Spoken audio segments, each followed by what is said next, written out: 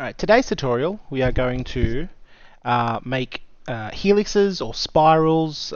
These can be used for screw-on lids. They can be for bolts and fasteners in Fusion 360. So before, as you see over here, we have some options we can start with. You can start by making a coil in which you get you select a plane and draw a circle to specify the major diameter of the coil, and you can start spinning it around. This could be used for what do? You do this over here, and you can just straight up make a coil, and you can adjust it by I don't know what some of the features you can adjust are, but you can adjust some of the features of the coil.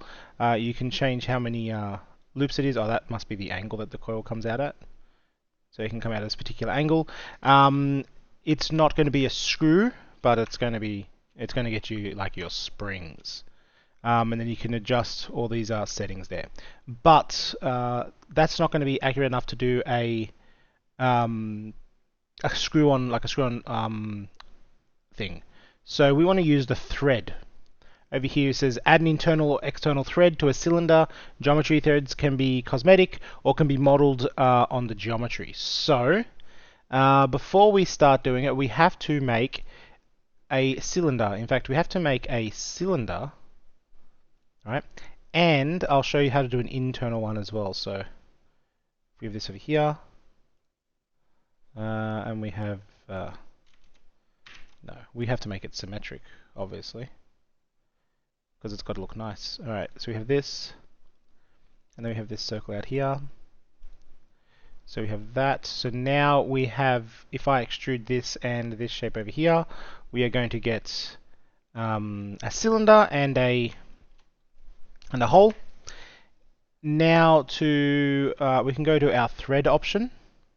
So add an internal external thread. So select a cylindrical face and then set the specification. So if I press thread, a thread needs a cylinder face. So unlike your extrusion or your other form of creation, things that rely on having a flat surface, a thread needs to be on a cylinder. So it's only wanting to attach to these two cylinders over here.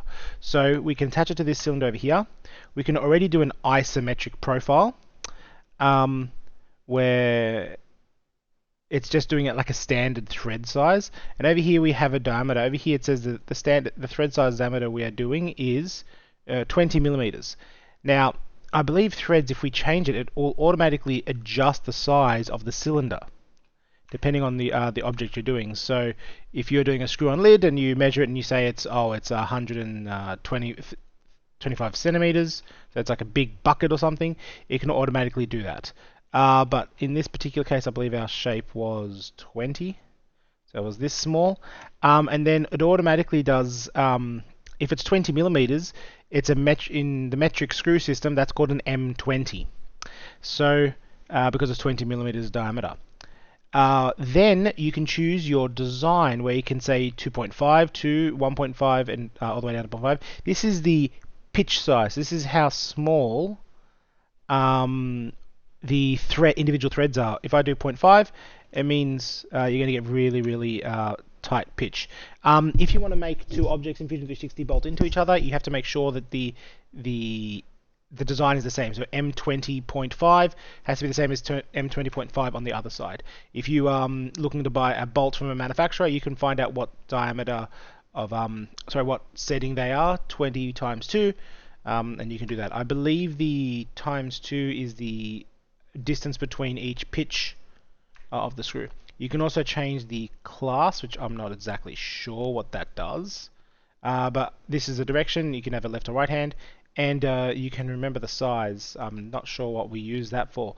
You can also, if you just want it for graphical, you can leave it as it is, but if you press model, it will actually, look at that, sheesh, it's actually going to make that dimension into the design, and then you press OK. And so now that's actually a screw done. And then you can do the same over here. On an internal thread, we can go press thread over here. Same thing, we're going to have M20 and we want to have it modeled, and then OK. And then you're going to have that situation like there. And you can even go larger. You can even have a jar. So one of my students asked me to make like a jar lid. So if we have over here, let's say we have a big jar, That's a massive jar. We go over here. We want it to be this high, and then we want it to be so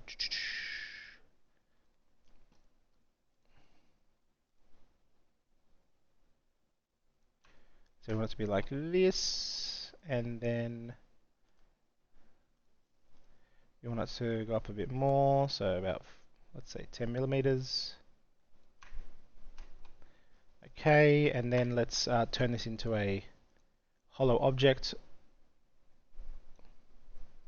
Let's make it 1 millimeter thick.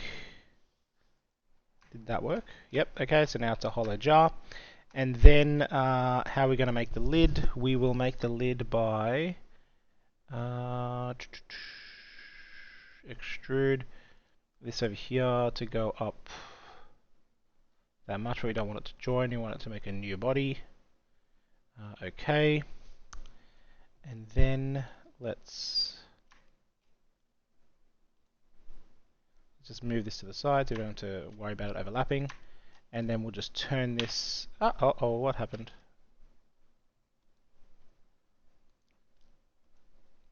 Let's just move this to the side and press OK. We do want to...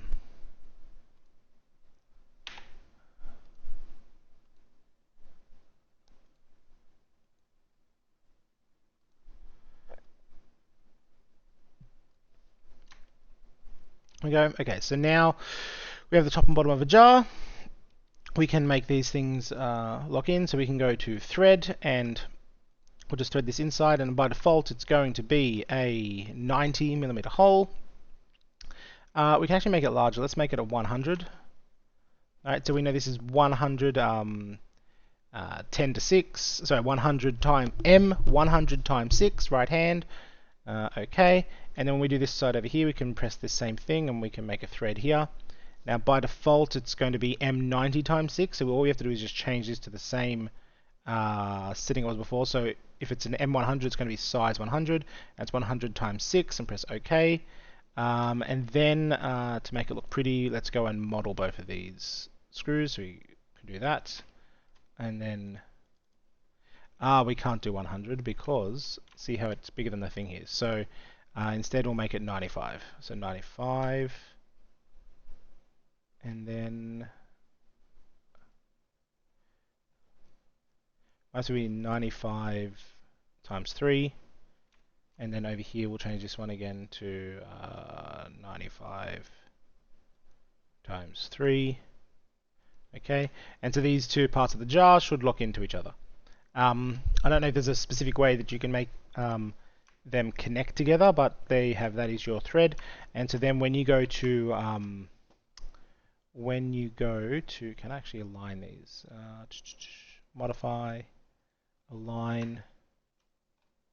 Can I please align this surface over here with this surface over here? No? Okay. Maybe we just have to do it manually.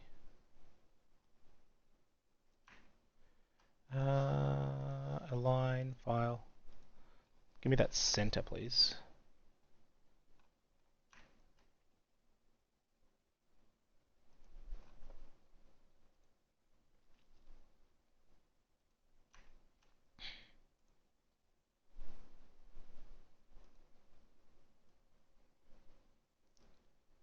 Alright, there you go. So we have these shapes over here. And I can, when I go to draw this now, go to drawing from design. Yep.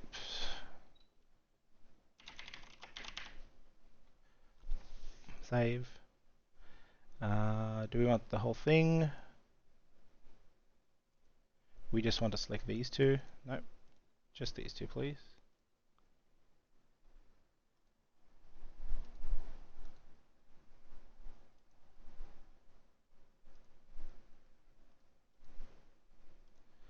Hide these two bodies.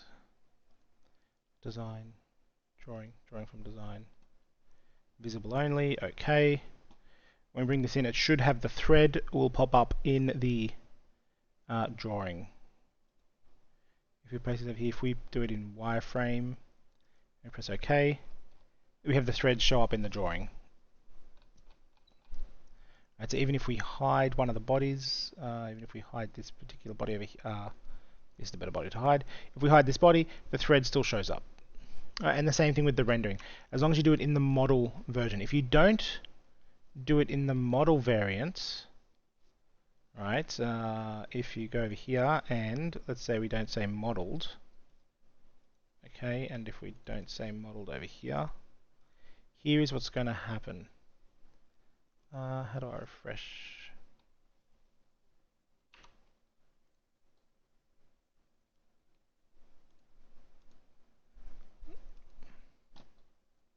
Save, yep.